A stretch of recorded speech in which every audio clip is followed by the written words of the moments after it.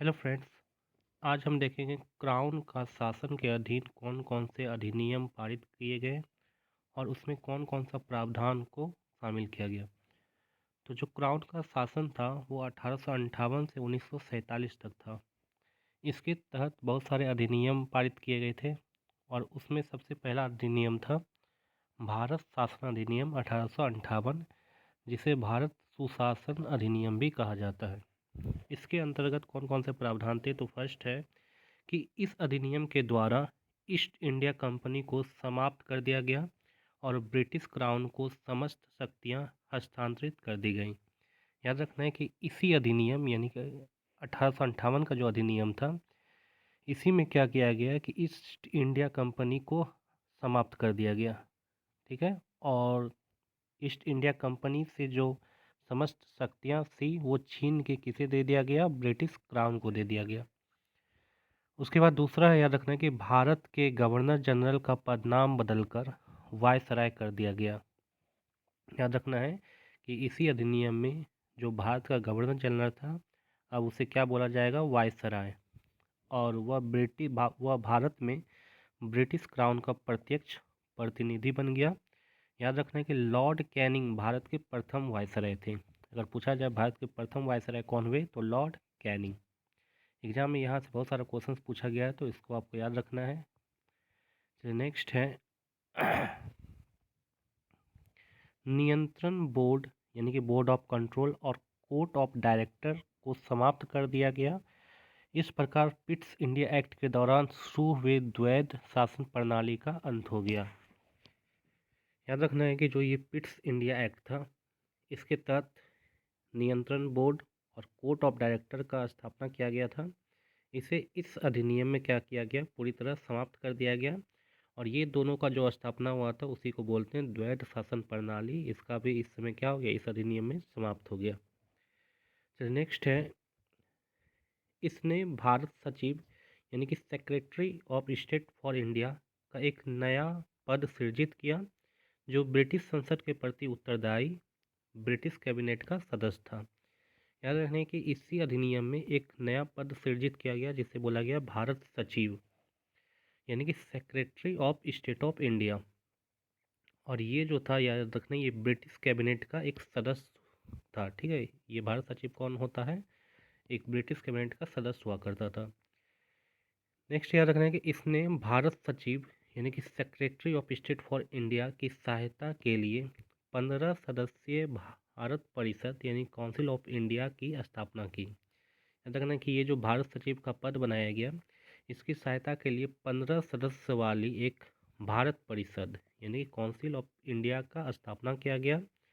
यह परिषद, याद रखना, एक सलाहकारी संस्था था। मतलब यह परिषद क्या देगा, एक सलाह देगा। किसको सलाह देगा, भारत सचिव को। और राज्य सचिव को परिषद का अध्यक्ष बनाया गया। इसका अध्यक्ष कौन बनाया गया, राज्य सचिव को। नेक्स्ट है, इसने काउंसिल में सेक्रेटरी ऑफ स्टेट को एक कारपोरेट निकाय के रूप में गठित किया, जो भारत और इंग्लैंड में मुकदमा कर सकता था और उसके ऊपर भी मुकदमा किया जा सकता था। तो ये इंपॉर्टेंट है, इसको आपको याद रखना है। चलिए नेक्स्ट देखते हैं। नेक्स्ट अधिनियम है भारत परिषद अधिनियम 1861। इसमें कौन कौन से प्रावधान थे, तो उसको देखते हैं। देखिए, इस अधिनियम में प्रावधान किया गया कि वायसराय कुछ भारतीयों को अपनी विस्तारित परिषद के गैर सरकारी सदस्यों के रूप में नामित करेगा। तो जो वायसराय का पद बनाया गया था, अब इसे एक शक्ति प्रदान किया गया कि ये कुछ भारतीयों को जो है अपनी परिषद में जगह देगा और ये गैर सरकारी सदस्य होंगे। ठीक है।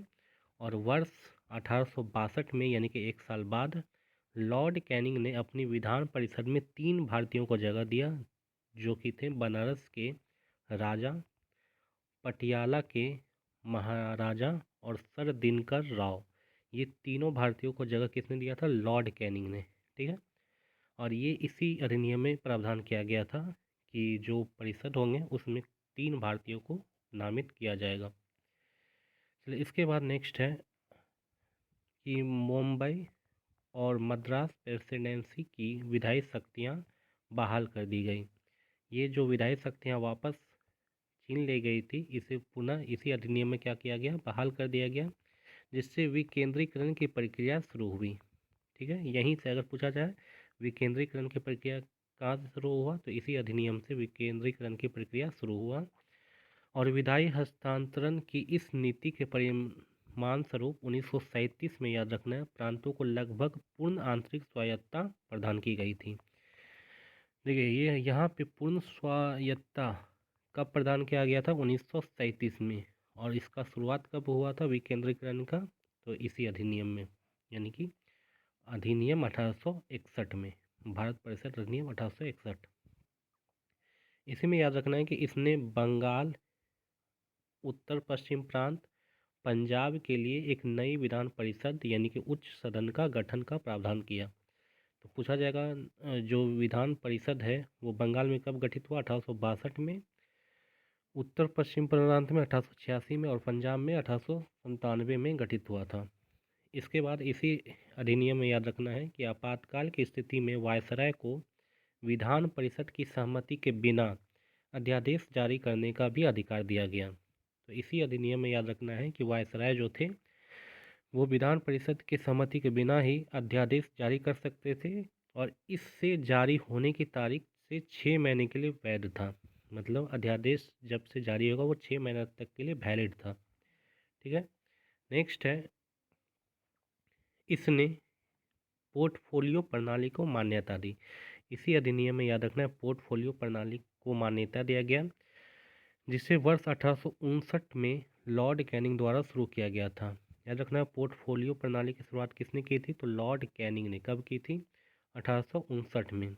वायसराय काउंसिल के एक सदस्य को एक या अधिक विभागों का प्रभारी बनाया गया, और वह काउंसिल की ओर से स्वतंत्र रूप से निर्णय ले सकता था और आदेश जारी कर सकता था। तो ये प्रावधान भी इसी अधिनियम में किया गया। चलिए नेक्स्ट अधिनियम देखते हैं, भारत परिषद अधिनियम 1892। इसमें कौन कौन से प्रावधान थे, तो पहला है केंद्रीय और प्रांतीय विधान परिषद में गैर सरकारी सदस्यों की संख्या बढ़ा दी गई, हालांकि सरकारी सदस्यों का बहुमत बरकरार रखा। तो यहाँ पे याद रखना है कि जो गैर सरकारी सदस्य को चुनने का संख्या है वो इसी अधिनियम में और बढ़ा दिया गया, लेकिन याद रखना है कि उसका जो बहुमत था वो सरकारी सदस्य के पास ही रखा गया। नेक्स्ट है कि विधान परिषद के कार्यों में वृद्धि की गई, इससे उन्हें बजट पर खर्च करने और कार्यपालिका से प्रश्न पूछने का अधिकार दिया गया। ये इम्पोर्टेंट है, बहुत बार एग्जाम में पूछा गया है कि बजट पर चर्चा करने के लिए विधान परिषद को कब शक्तियाँ प्रदान किया गया, तो भारत परिषद अधिनियम 1892 में। इसके बाद याद रखना है इसमें कुछ गैर सरकारी सदस्यों के मनोनयन का प्रावधान भी किया गया। इसमें पहला है केंद्रीय विधान परिषद और प्रांतीय विधान परिषद। तो केंद्रीय विधान परिषद में क्या आता है कि प्रांतीय विधान परिषद और बंगाल चैम्बर्स ऑफ कॉमर्स की सिफारिश पर वायसराय द्वारा मनोनीत किए जाते थे। और प्रांतीय विधान परिषद में जिला बोर्ड, नगर पालिका, विश्वविद्यालय, व्यापार संघ, जमींदार और चैम्बर्स की सलाह पर गवर्नर द्वारा मनोनीत किए जाते थे। चलिए नेक्स्ट है कि इसी अधिनियम में याद रखना निर्वाचन शब्द का कहीं भी उल्लेख नहीं किया गया था। इस अधिनियम में याद रखना निर्वाचन शब्द का उल्लेख नहीं किया गया था, लेकिन इसमें क्या है, मनोनीत सदस्यों के लिए एक समिति और एक अप्रत्यक्ष निर्वाचन का प्रावधान किया गया था। ठीक है, इसको आपको याद रखना है। नेक्स्ट आता है भारतीय परिषद अधिनियम 1919, जिसे मार्लो मिंटो सुधार भी कहा जाता है। ये अधिनियम बहुत ही इंपॉर्टेंट है, यहाँ से बहुत सारा क्वेश्चन आपके एग्जाम में पूछा जाता है। तो पहला क्वेश्चन यही कि मार्लो मिंटो सुधार किसे बोला गया है, तो भारतीय परिषद अधिनियम 1909 को। इसमें कौन कौन से प्रावधान थे, तो फर्स्ट है केंद्रीय विधान परिषद के सदस्यों की संख्या 16 से बढ़ाकर 60 कर दी गई, हालांकि प्रांतीय परिषद में ये संख्या एक समान नहीं थी। दूसरा है, याद रखना है कि केंद्रीय विधान परिषद में सरकारी सदस्यों का बहुमत बना रहा, जबकि प्रांतीय विधान परिषद में गैर सरकारी सदस्यों के बहुमत का अनुमति दी गई। तो यहाँ पे एक बड़ा चेंजेस ये आया था कि जो केंद्रीय विधान परिषद है उसमें तो सरकारी सदस्यों का बहुमत था, लेकिन यहाँ पे याद रखना कि जो प्रांतीय विधान परिषद है उसमें गैर सरकारी सदस्यों का बहुमत बहाल कर दिया गया, बहुमत की अनुमति उसे दे दी गई। चलिए नेक्स्ट है कि विधान परिषद को अधिक विचार विमर्श की शक्तियां दी गई, सदस्यों को पूरक प्रश्न पूछने और बजट आदि पर प्रस्ताव पेश करने की अनुमति भी दी गई थी। इसके बाद है बजट की अलग अलग मदों पर मतदान की अनुमति दी गई, हालांकि समग्र रूप से बजट पर अभी भी मतदान की अनुमति नहीं दी गई थी। तो याद रखना है कि बजट पर अलग अलग मदों पर मतदान की अनुमति दी गई थी इसी अधिनियम में। नेक्स्ट देखते हैं कौन सा पॉइंट है। देखिए नेक्स्ट 2 पॉइंट याद रखना है, 2-3 पॉइंट कि इसी अधिनियम में याद रखना है मुसलमानों के लिए पृथक निर्वाचक मंडल का भी प्रावधान किया गया था और केवल मुसलमान ही मुस्लिम उम्मीदवारों को वोट दे सकते थे। ये एग्जाम में बहुत सारा क्वेश्चन इससे रिलेटेड पूछा गया है। तो याद रखना है मुसलमानों को जो पृथक निर्वाचक मंडल का प्रावधान किस में किया गया है, तो इसी अधिनियम में याद रखना 1909 का अधिनियम। इसके बाद याद रखना है कि इस अधिनियम ने भारत में सांप्रदायिकता को वैध बना दिया। इसके फलस्वरूप क्या होता है, लॉर्ड मिंटो को सांप्रदायिक निर्वाचक मंडल के जनक के रूप में भी जाने जाने लगा। तो याद रखना है कि इस समय अगर पूछा जाए कि वायसराय कौन थे, तो लॉर्ड मिंटो थे और इन्होंने ही पृथक निर्वाचक मंडल का दिया था इसी अधिनियम में। नेक्स्ट है वायसराय की कार्यकारी परिषद में पहली बार भारतीयों को शामिल किया गया, क्योंकि सत्येंद्र प्रसाद सिन्हा को वायसराय की कार्यकारी परिषद में विधि सदस्य के रूप में नियुक्त किया गया था। बहुत इंपॉर्टेंट पॉइंट है, इसको याद रखना है कि वायसराय की कार्यकारी परिषद में पहली बार भारतीयों को शामिल कब किया गया था, 1909 का अधिनियम जो था मार्लो मिंटो एक्ट, और इसी में याद रखना है पहला शामिल कौन हुआ था भारतीय, तो सत्येंद्र प्रसाद सिन्हा। इन्हें याद रखना है वायसराय की कार्यकारी परिषद में पहली बार शामिल किया गया था विधि सदस्य के रूप में। चलिए नेक्स्ट है presidency corporation, chambers of commerce, विश्वविद्यालय और जमींदारों के लिए अलग अलग प्रतिनिधित्व का भी प्रावधान इसी में किया गया था। तो ये था 1909 का अधिनियम। उसके बाद नेक्स्ट आता है भारत शासन अधिनियम 1919। इसको हम सब नेक्स्ट वीडियो में देखेंगे, इससे कौन कौन से रिलेटेड क्वेश्चंस आपके एग्जाम में पूछा जाता है।